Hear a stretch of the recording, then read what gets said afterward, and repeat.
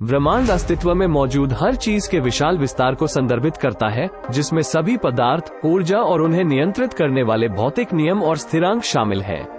इसमें आकाशगंगाएं, तारे, ग्रह और अन्य सभी खगोलीय पिंड, साथ ही उनके बीच का स्थान शामिल है। दूसरी ओर, अंतरिक्ष आकाशीय पिंडों के बीच मौजूद खाली या खाली प्रतीत होने वाला विस्तार है। यह इस प्रकार का खालीपन है जो ब्रह्मांड के भीतर ग्रहों, तारों और आकाशगंगाओं को अलग करता है। अंतरिक्ष पूरी तरह से खाली नहीं है, बल्कि बहुत कम घनत्व वाले कणों, विकिरण और विद्युत चुंबकीय क्षेत्रों से भरा है। मनुष्य हमेशा रात के आकाश में देखता है और अंतरिक्ष के बारे में सपने देखता है। अंतरिक्ष अन्वेषण का प्रारंभिक युग अंतरिक्ष पे खोजबीन दौड़ से प्रेरित था। सोवियत संघ और संयुक्त राज्य अमेरिका अंतरिक्ष अन्वेषण की शुरुआत की प्रेरक शक्ति शीत युद्ध के दौरान थी। 20वीं सदी के उत्तरार्ध में ऐसे रॉकेट विकसित किए गए जो गुरुत्वाकर्षण बल पर काबू पाकर कक्षीय वेग तक पहुंचने में सक्षम थे, जिससे अंतरिक्ष अन्वेषण को वास्तविकता बनने का मार्ग प्रशस्त हुआ। 4 अक्टूबर 1957 को सोवियत ने पहला कृत्रिम उपग्रह स्पुतनिक 1 को अंतरिक्ष में भेजा। 4 साल बाद यानी 12 अप्रैल 1961 को रूसी लेफ्टिनेंट यूरी गगारिन वोस्तोक 1 में पृथ्वी की परिक्रमा करने वाले पहले मानव बने। उनकी उड़ान 108 मिनट तक चली और गगारिन 327 किलोमीटर की ऊंचाई तक पहुंचे। बाद के दशकों में अमेरिका द्वारा भी अंतरिक्ष अन्वेषण किया गया।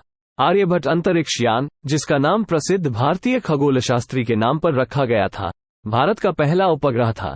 ये पूरी तरह से भारत में डिजाइन और निर्मित किया गया था और 19 अप्रैल 1975 को कपुस्टिन यार से सोवियत कोस्मोस 3M रॉकेट द्वारा लॉन्च किया गया था। राकेश शर्मा एक भारतीय थे जो एक सैन्य पायलट और अंतरिक्ष यात्री थे। अंतरिक्ष में जाने वाले पहले भारतीय नागरिक थे। अप्रैल 1984 को सोवियत इंटरकॉस्मोस कार्यक्रम के हिस्से के रूप में राकेश शर्मा अंतरिक्ष के मिशन पे गया था। आज हम अंतरिक्ष अन्वेषण के लिए भारत की अंतरिक्ष उड़ान के बारे में जानेंगे। भारतीय अंतरिक्ष अनुसंधान संगठन संक्षेप में इसरो भारत की राष्ट्रीय अंतरिक्ष एजेंसी है। इसरो मुख्य रूप से अंतरिक्ष आधारित संचालन, अंतरिक्ष अन्वेषण, अंतर्राष्ट्रीय अंतरिक्ष सहयोग और संबंधित प्रौद्योगिकियों के विकास से संबंधित कार्यों को करने के लिए प्रतिष्ठा किया गया है।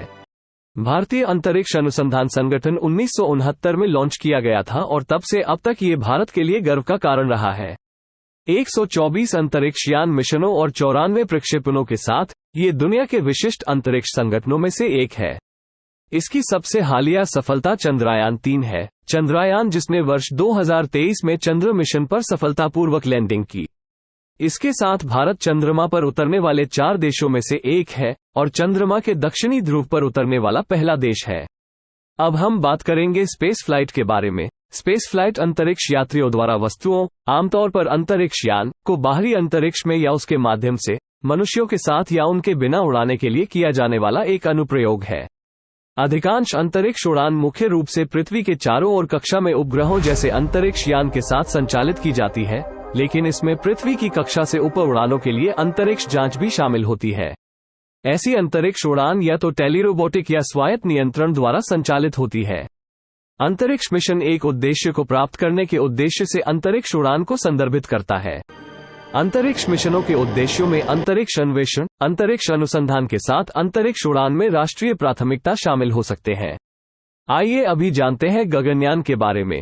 गगनयान भारतीय अंतरिक्ष यात्रियों को अंतरिक्ष में ले जाने और उन्हें पृथ्वी पर एक पूर्व निर्धारित गंतव्य पर सुरक्षित वापस लाने के लिए भारत की पहली मानव अंतरिक्ष उड़ान परियोजना है। आज हम भारत के गगनयान अंतरिक्ष कार्यक्रम के बारे में चर्चा करेंगे।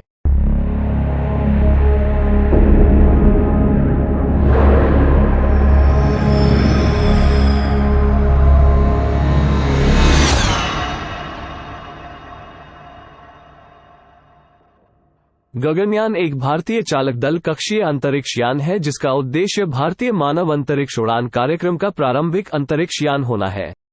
इस अंतरिक्ष यान को 3 लोगों को ले जाने के लिए डिजाइन किया जा रहा है और एक योजनाबद्ध उन्नत संस्करण होगा जो डॉकिंग क्षमताओं से सुसज्जित होगा।